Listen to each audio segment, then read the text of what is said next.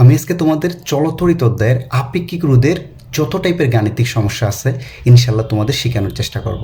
তো শুরু করি। দেখো, প্রথমেই দেখি আপেক্ষিক রোধের সূত্রটা কি। আপেক্ষিক রোধের সূত্রটা হলো rho equal to R A by L. আপেক্ষিক রোধকে আমরা রো দ্বারা প্রকাশ করি, এটাকে বলা হয় রো। রো সমান কত? আর এ বাই এল। এলটা তো সবাই জানি দৈর্ঘ্য।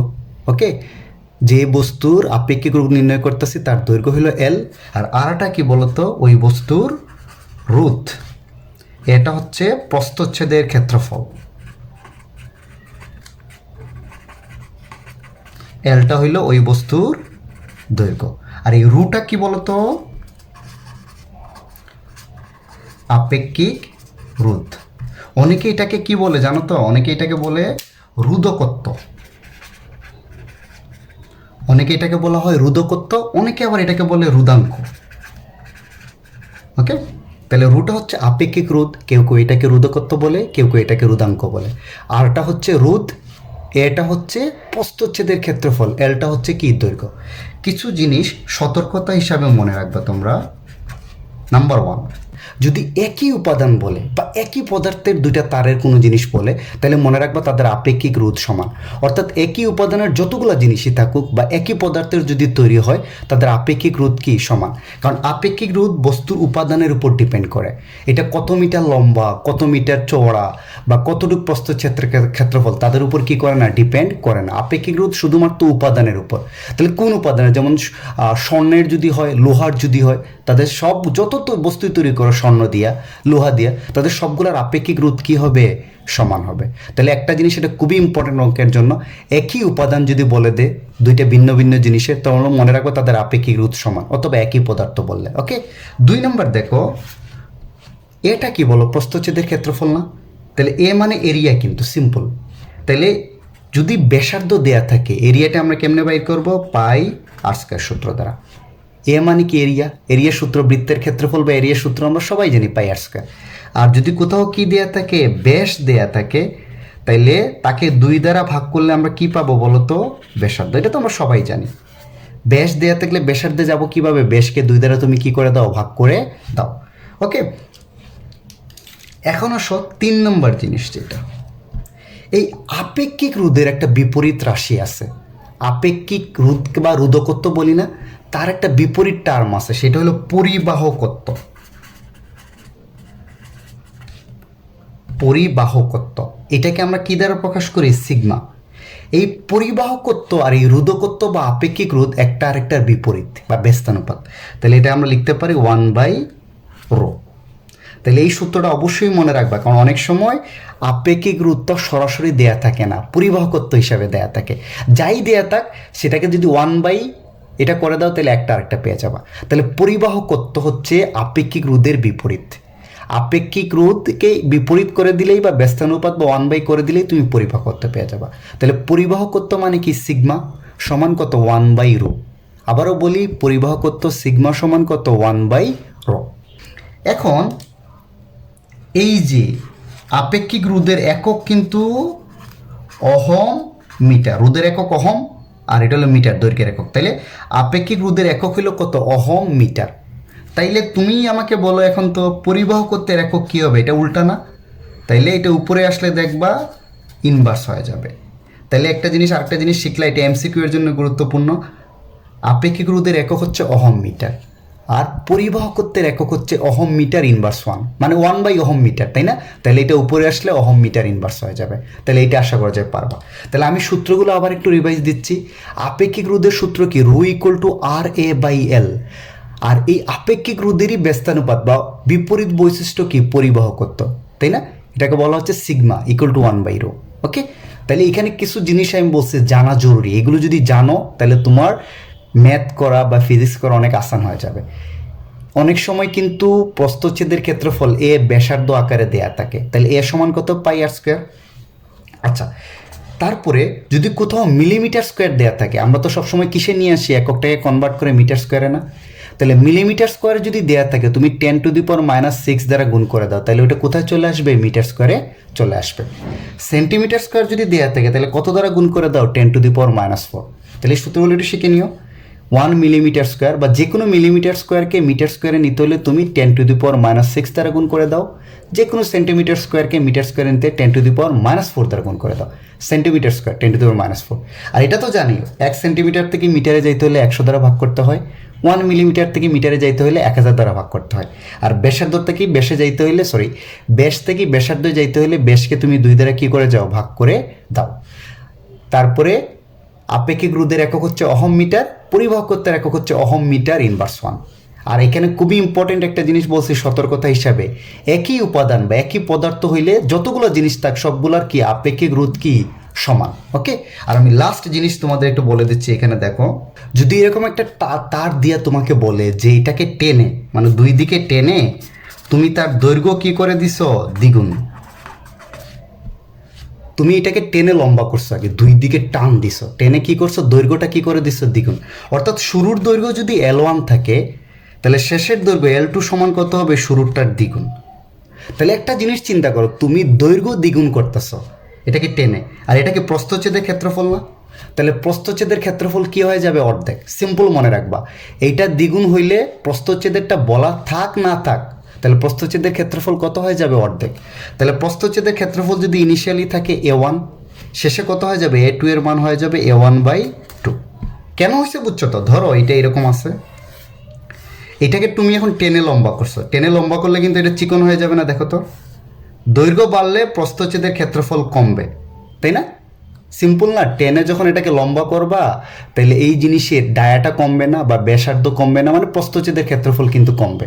তাহলে দৈর্ঘ্য যত বাড়বে প্রস্থচ্ছেদের ক্ষেত্রফল ওই হারে কমবে। ইনডাইরেক্টলি বলতে পারো দৈর্ঘ্য কমলে প্রস্থচ্ছেদের ক্ষেত্রফল কী হবে, বাড়বে। তাহলে দৈর্ঘ্য যদি অর্ধেক করতে প্রস্থচ্ছেদের ক্ষেত্রফল কত হইতো, দ্বিগুণ। একটা আরেকটার উল্টাভাবে কমবে বাড়বে।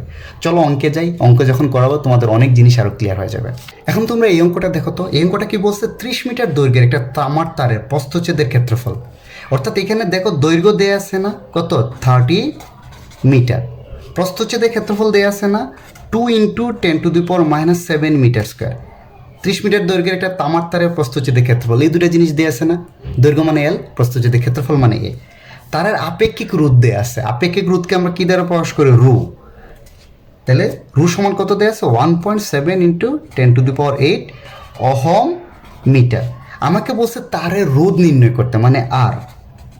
তাহলে আপেক্ষিক রোধের সূত্রটা আমরা ডিরেক্ট লিখে ফেলবো। আপেক্ষিক রোধের সূত্রটা কি বলতো, আমরা জানি রু ইকুয়াল টু কত, RA/L। আমাকে মান বের করতে হবে কিন্তু আর এর, তাই না? তাইলে দেখো চিন্তা করে আমি ক্রস গুণন করে দিই, তাই না? এটা কিছু না থাকলে কিন্তু তোমরা যদি না বুঝো অনেক ক্ষেত্রে তার নিচে মনে মনে কিন্তু 1 আছে, আর গুণন বা বজ্র গুণন করে দিচ্ছি। দেখো তো এইটা আর এইটা, তাহলে কত হবে, RA সমান কত, রু L। তাইলে আর সমান কত হবে, রু L/, কত, A। তাহলে এখন তুমি মানটা বসায় দাও, মান বসাইলে তোমার আনসার চলে আসবে। রু এর মান কত, 1.7 × 10⁸, দৈর্ঘ্য কত, 30।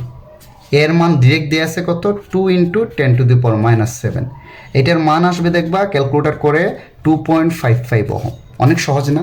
একটা জিনিস অবশ্যই খেয়াল রাখবা কিন্তু, দেখো তো দৈর্ঘ্য মিটারে আছে, প্রস্থচ্ছেদের ক্ষেত্রফলও মিটার স্কোয়ারে আছে, আপেক্ষিক রোধের একক কি, অহম মিটার, মানে মিটারে আছে, তাই না? তাহলে রুটটাও বাইর হবে কিন্তু অহমে। অর্থাৎ এই ইউনিটগুলো যাতে ইকুইভ্যালেন্ট থাকে আর কি, সবগুলা মিটারে থাকে, এটা খেয়াল রাখবা। ওকে, চলো পরের অঙ্কে যাই। এখন তোমরা এই অঙ্কটা দেখো তো, এখানে কি বলছে, 12 মিটার লম্বা, লম্বা মানেই কিন্তু তার দৈর্ঘ্য, তাই না? তাহলে এখানে তারের দৈর্ঘ্য দেওয়া আছে কত, 12 মিটার। 0.1 সেন্টিমিটার ব্যাসার্ধ বিশিষ্ট, এখানে কিন্তু ব্যাসার্ধ দেওয়া আছে না, আর সমান দেওয়া আছে দেখো 0.1 সেন্টিমিটার। তাহলে সেন্টিমিটারকে আমার কিসে নিতে হবে, মিটারে। আমি আগেই বলছিলাম সেন্টিমিটার থেকে মিটারে যাইতে হলে তোমাকে 100 দ্বারা কী করে দিবা, ভাগ করে দিবা। তাহলে এটা আসবে 0.001 মিটার। ওকে, এটা গেল। তাইলে ব্যাসার্ধ যদি দেয়া থাকে, প্রস্থচ্ছেদের ক্ষেত্রফল কেমনে বাইর করবো ভাই, এ সমান কত, πr² না? মনে আছে তো? আমার কিন্তু সূত্রটা কি বলতো, রু ইকুয়াল টু কত, RA/L না? এর মান লাগবে প্রস্থচ্ছেদের ক্ষেত্রফল। তাহলে ব্যাসার্ধ দেয়া থাকলে কিন্তু πr² দিয়ে গুণ করে দিব। তাহলে এটা কত, 3.1416 ইন্টু কত, 0.001 হোল স্কোয়ার কিন্তু, তাই না? ক্যালকুলেটর দিয়ে করে দেখবে, এটা আসবে 3.1416 ইন্টু কত, 10⁻⁻6।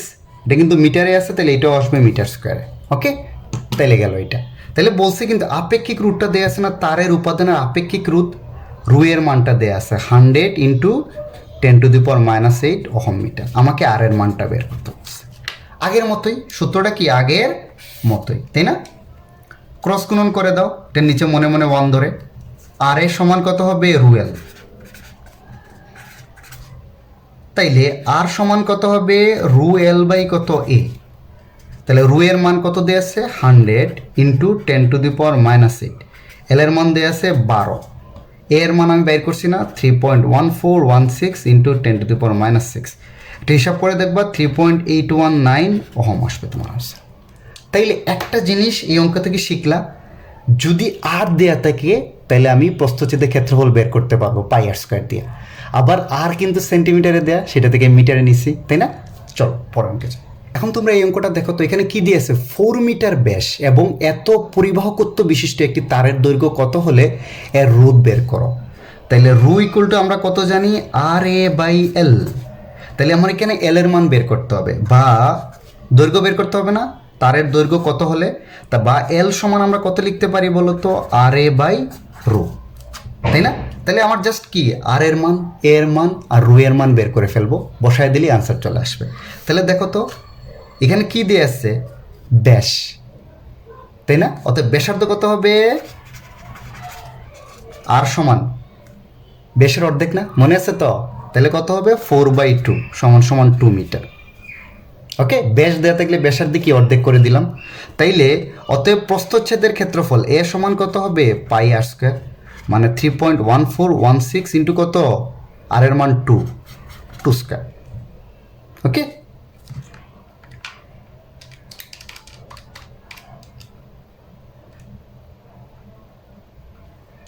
এটা ক্যালকুলেশন করে দেখবা, আসবে 12.5664, যেহেতু মিটারে আসে এটা আসবে মিটার স্কোয়ার।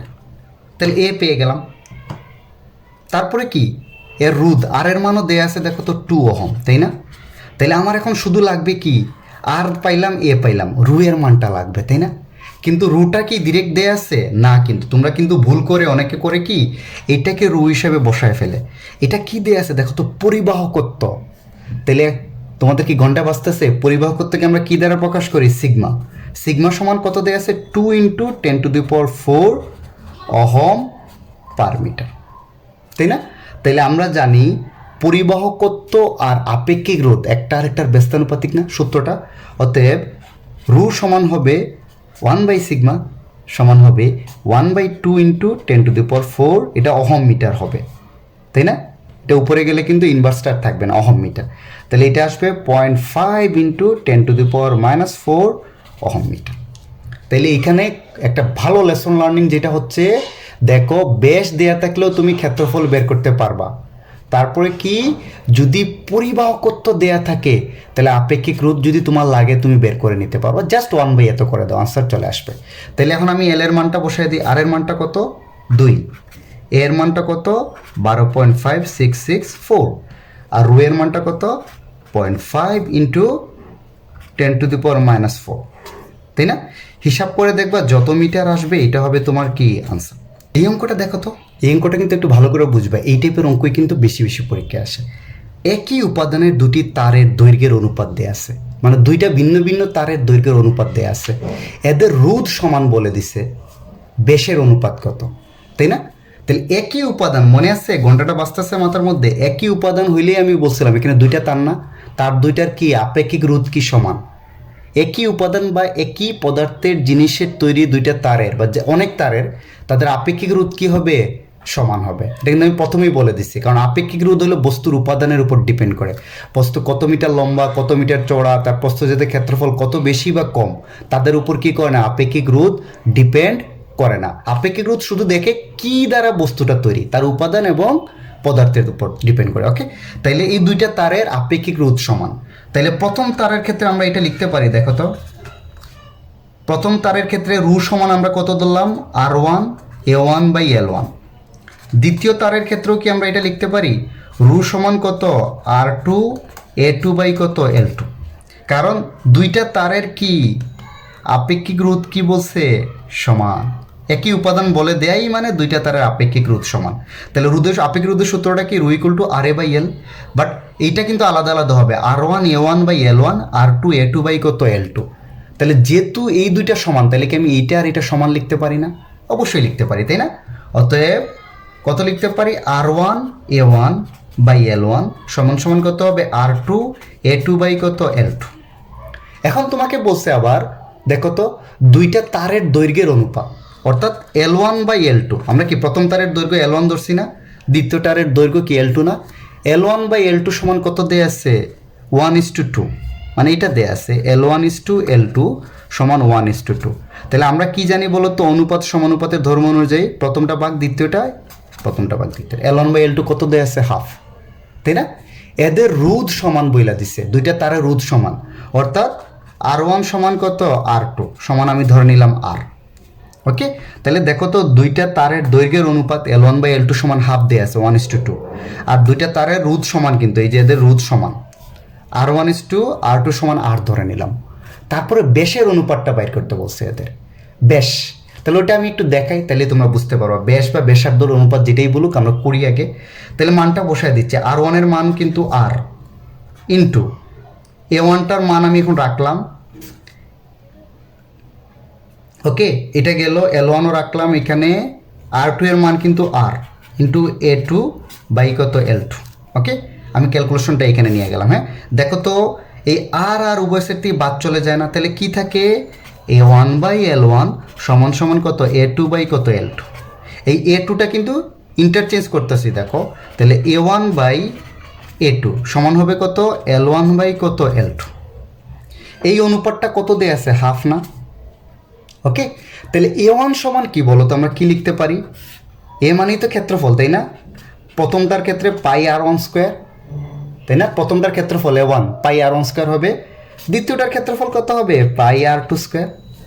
অবভিয়াসলি তোমরা বুঝতে পারছো এটা সমান কত আসবে, হাফ। তাহলে দেখো তো এই পাইয়ে কাটা চলে যাবে না, তাহলে R1 square by R2 square সমান কত হবে, হাফ, তাই না? তাইলে বর্গমূল করে দিই তো উভয় সাইডে, উভয় সাইডে বর্গমূল করে দিলে দেখবা শুধু R1 বাই R2 বাম পাশে থাকবে, আর ডান পাশে 1/√2 থাকবে। এটা কেমনে ক্যালকুলেশন হয়েছে আমি একটু দেখাই দিচ্ছি এখানে। দেখো তো এই R1 বাই R2 মানে এটা আছে না, R1 square by R2 square সমান সমান কত, 1/2। তাহলে এটাকে কি একটা স্কোয়ারের ভিতরে আনা যায় না? দেখো তো R1 by R2 whole square সমান সমান 1/2। ওকে, এখন আমি উভয় সাইডে বর্গমূল করে দিচ্ছি। দেখো তো বর্গমূল যদি করি, R1 by R2 whole square সমান সমান √1/2। ওকে, এই রুটে স্কোয়ারে কাটা গেলে দেখো তো বাম পাশে শুধু কি থাকবে, R1 বাই R2, রাইট? আর ডান পাশে কি, এটা না √, কত, 1/2 না? 1/2 মানে কি, রুটের ধর্ম অনুযায়ী প্রত্যেকটার উপরে আলাদা আলাদা আমি রুট নিতে পারি। তো √1 মানে কিন্তু 1, তাহলে কি থাকবে, 1/√2 থাকবে। ওকে, তো তোমরা এই ক্যালকুলেশনগুলো যাতে এক লাইনেই পারো, এটা একটু প্র্যাকটিস করে শিখে নেবা। হ্যাঁ, এগুলো আসলে তোমরা ক্লাস 5 থেকে শিখে আসতেছো।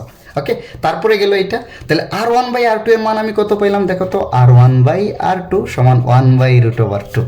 তাইলে এখন যদি তোমার পরীক্ষায় বলতো ব্যাসার্ধের অনুপাত কত, তাই না, তাহলে তুমি বলে দিতে কিন্তু এটা, অতএব R1:R2 সমান 1/√2। এটা হবে তোমার ব্যাসার্ধের অনুপাত। এই যে এটা ইস্টু এটা, এটা ইস্টু এটা, এটা হবে তোমার ব্যাসার্ধের অনুপাত, প্রথমটা ইস্টু দ্বিতীয়টা। R2 বাই R1 হলে তাইলে √, মানে ইন্টারচেঞ্জ হয়ে যেত আর কি। হ্যাঁ, বা এটাকে ব্যস্তানুপাত করে দাও। ওকে, এটা কিন্তু R1:R2 হলো 1/√2, আর R2:R1 হবে √2:1।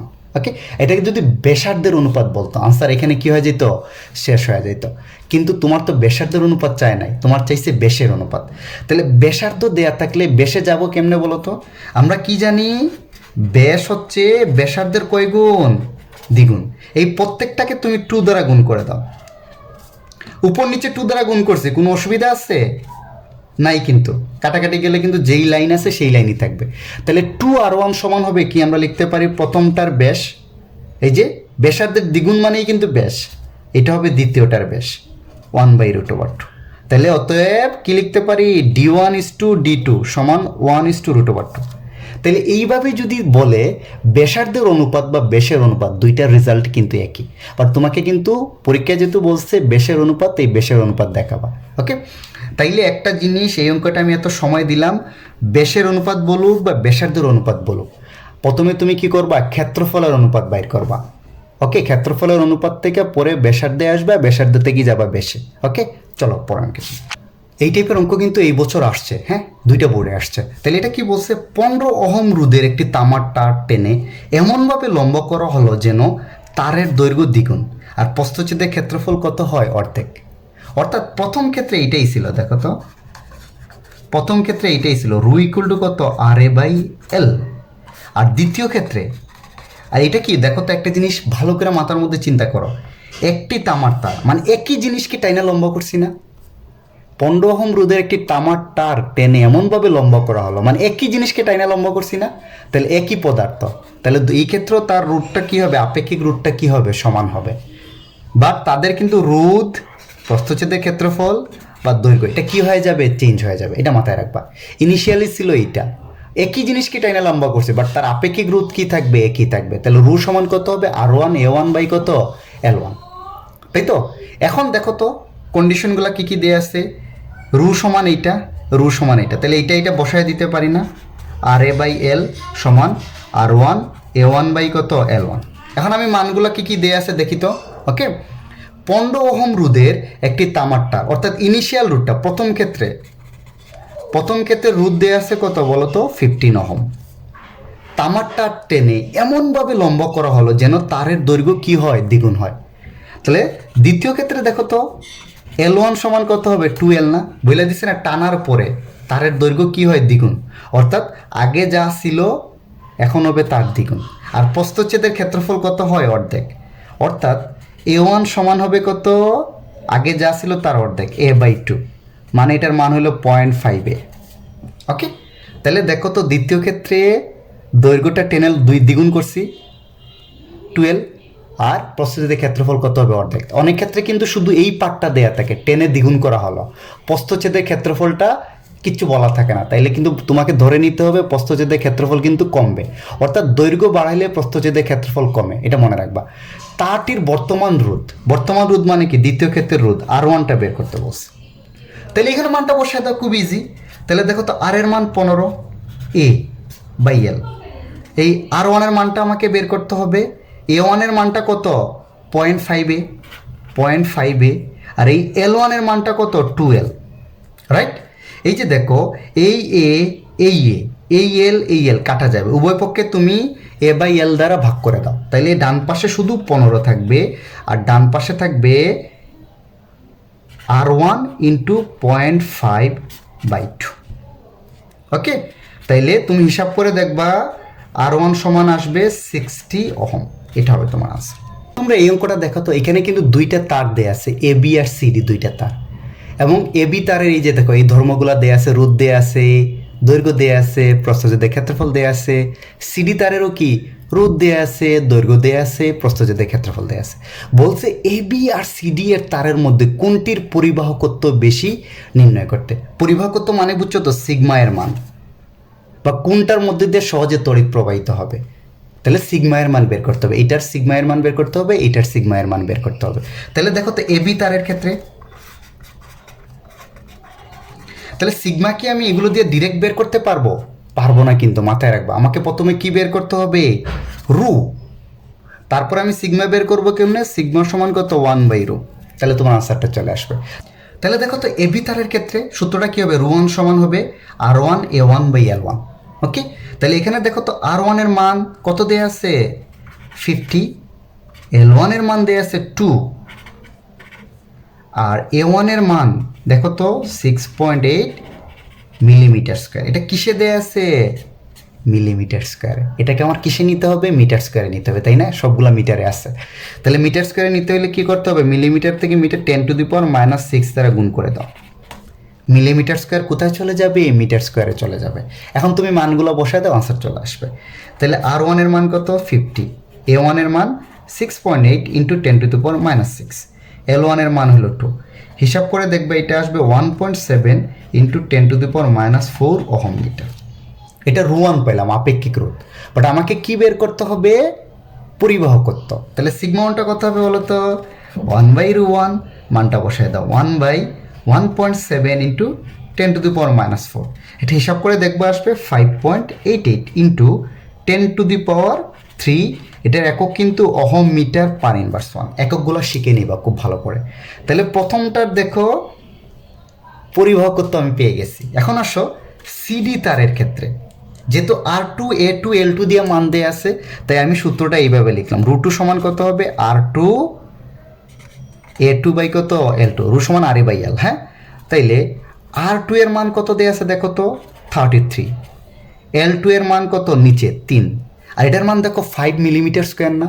মিলিমিটার স্কোয়ারকে মিটার স্কোয়ার নিতে হলে কী করতে হবে মনে আছে? 10⁶ দ্বারা কী করে দিতে হবে? গুণ করে দিতে হবে। তাহলে গুণ করে দিচ্ছি ডাইরেক্ট। হ্যাঁ, 5 ইন্টু 10⁻⁻6। এটা যদি তোমরা হিসাব করো তাহলে দেখবা 5.5 ইন্টু 10⁻⁻5 ওহম মিটার। তাইলে অতএব সিগমা টু কত হবে? 1/√2 সমান হবে 1/5.5 ইন্টু 10⁻⁻5। এটা হিসাব করে দেখবা আসবে 1.82 into 10⁻³ ohm metre per inverse 1। তাইলে এখন তোমরাই আমাকে বলো তো, এটা পাচ্ছি 5.88 ইন্টু 10⁻³, এটা পাচ্ছি 1.82, 10⁻³ তো সমানই। তাহলে কি সিগমা 1 গ্রেটার দেন কত? সিগমা 2। তাহলে তোমার পরীক্ষায় যদি আসে কোন তারের মধ্য দিয়া তড়িৎ প্রবাহ সহজ হবে, তাহলে বলে দিবা যেহেতু সিগমা 1 গ্রেটার দেন সিগমা 2, তাই এই তারের মধ্য দিয়ে তড়িৎ প্রবাহটা কি হবে? সহজ হবে। পরিবাহকত্ব মানে কি? যে এই তারের মধ্য দিয়ে সহজে তড়িৎ প্রবাহিত হইতে পারে, যেইটার মান যত বেশি হবে ওই তারের মধ্যে দিয়ে তত সহজে কারেন্ট পাস করতে পারবে।